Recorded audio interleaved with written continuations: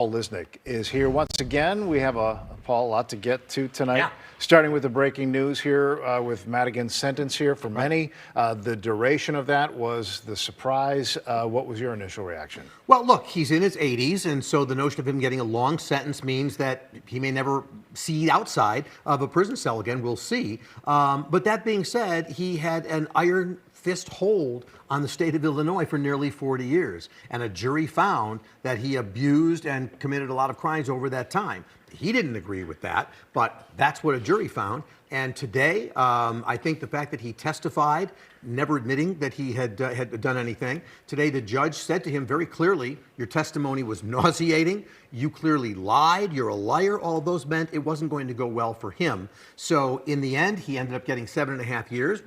About half of what the prosecution wanted him to get, 12.5. But on the fine side, he was ordered to pay $2.5 million, which was $1 million more than the prosecution ever asked for. So a tough sentence, certainly for a person of that age, no question about it. Bird's eye view here. What broader message does this send to Illinois and specifically politicians in Illinois? You know, it's interesting. A lot of Republicans in Illinois have been issuing statements since the sentencing came out, and almost universally, the statements are saying, you got to start working on ethics reform here in Springfield. Now, I've asked our Speaker of the House about ethics reform, and he said we passed a major ethics package, and there have been some changes. But when it comes to lobbying rules, when it comes to what kind of jobs one can have, because serving in the legislature is a part-time position, I think the big problem here with Madigan and just blow back into Ed Burke, even though he was on city council. But the bottom line is these are folks who have these tax law firms where their clients have direct impact on what's happening in Springfield or what's coming back at them from Springfield or from city council in the case of Ed Burke.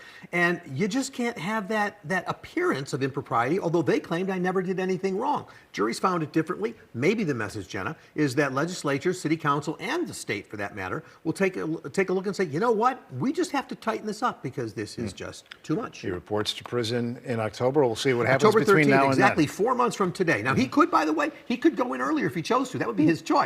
But he'll probably wait it out given that his wife's ill and all that. Yeah. All right, certainly a big story here in Chicago. Let's broaden it out here to an international view. The United States is now helping Israel in its against Iran in its counterattack.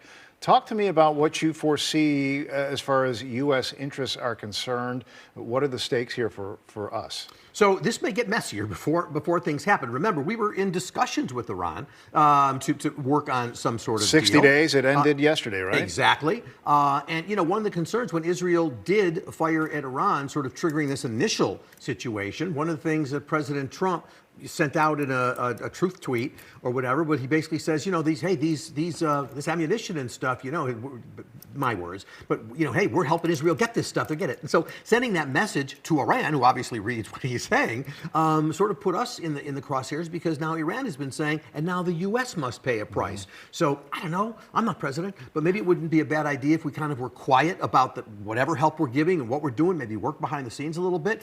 I know President Trump likes to be strong and speak out like he does, but that sent a message to Iran that may not bode well for us for a while. So we'll see how all that goes. Let's pivot now to immigration. Governor Pritzker was in Washington, D.C. this week testifying about the state's sanctuary policies with other similar governors. It was about immigration, right? But there were a lot of other hot rod issues that were brought up, and it kind of became this fighting back and forth. What does that show? What does that prove? How does that help anyone on either side of this debate? It shows that basically this oversight hearing, which was to look at immigration, one would think, why are you doing it? What are you trying to get out of it? Maybe some direction? Maybe we kind of agree on some policies?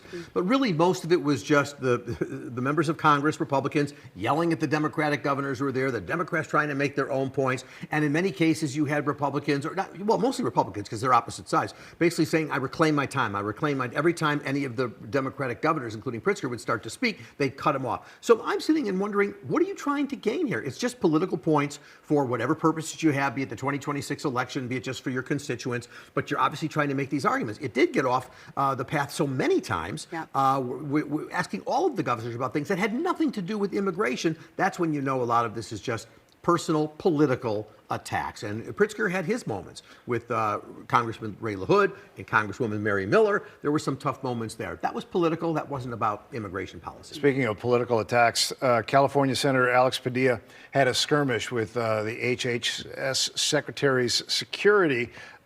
We've seen a lot of posturing about who went on the offensive here. Talk to us about where that lands. So yeah, in the video, all these videos that got taken start with sort of Padilla sort of moving towards Kristi Noem, who's speaking there, and so there is a sense, was he starting something up or whatever? When all of this got to be gathered and a lot of people speaking to it, apparently Padilla was actually ushered into the room. He was brought into the room. He wanted to talk to Kristi Noem. He was probably wrong in terms of moving forward and speaking to her loudly. I have a question. I want to talk to you. That being said, he identified himself as a U.S. Senator, said his name. Secret Service kind of took him out of the room in a forceful way. He was resisting them. None of that looks good for him. But at the same time, when they got him out of the room, and again, he was identified as a U.S. Senator from California, this was in California, they put him down on the ground, they cuff him, they didn't arrest him. So for me, he has certainly some of his behavior not exactly the best way to handle things, but that being said, as a U.S. Senator, it's a real concern that we're going to have Secret Service or what other kinds of law enforcement entities treating United States senators that way. Would they do it? Well, we just had a House of Representatives member also is being charged with a crime. This is a real issue here when it comes to how the administration is handling elected official representatives. The Homeland Security, the way she framed it, though. I mean, on Fox Well, she started News. by saying nobody knew who he was, whatever. I find that hard to believe that she didn't know who the senator from California was, that he didn't identify himself. I watched the video. He identified himself. So I think what she tried to do, speak early and tried to gain the narrative. There's video. I don't think she gets the narrative to take over in that situation. That press conference was about ICE's enforcement activities in LA, the ongoing LA protests. And there are legal questions about troops being deployed to Los Angeles, Marines and National Guard troops, and kind of back and forth legal decisions about whether they can be there. Yeah, well, and not only that, there's reporting tonight on some networks that is saying that the Marines have now, for the first time, arrested a civilian he was just around a building, and so they took him in. So here's the thing. Again, if you support the president, whatever, that's great. People love the strength that they see in him doing this, but you have to step back and say that it is not the job or the nature of our armed services to serve on our grounds and deal with, you can call it law enforcement. I know they said they're not dealing with law enforcement, but when you're arresting somebody who's there, it's really putting the armed forces in a situation with citizens that they just shouldn't be in. So the question is, that's what's going on in LA. We already know the Trump administration has said, we're coming to 5 cities, and we are one of them. So what are we in for going forward? People support the president. He's doing what he's doing because deportation is still supported by a majority, certainly of his party and a lot of people in the country. But at some point, I think people will step back and say, how this is being done is not what we anticipate. It's not what the military should be doing. Is Governor Newsom showing that he's a Democrat who can stand up to President Trump? And what does that say about him? He's starting to. He was popular when he was reelected. Then he really went in the tank. He's doing this podcast lately, sitting around with Republicans like Steve Bannon, but he's not challenging them. He's sort of saying, hey, we can agree on this and that. So his popularity has gone down. But he's been standing up strong to the president in recent days, and his popularity numbers are going up. Is he looking to the presidency in 2028? My money's on it. Real quick before we let you go, Paul, we got to talk about the president at Les Mis.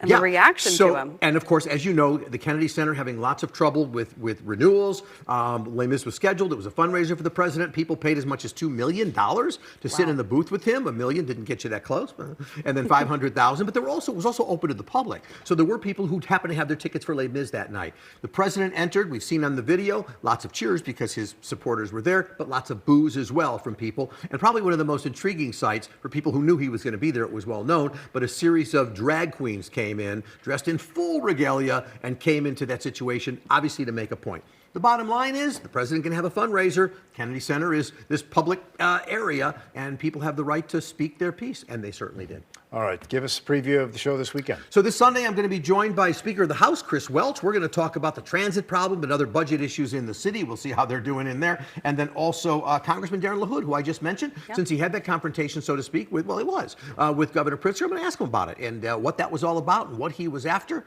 We'll see what he has to say.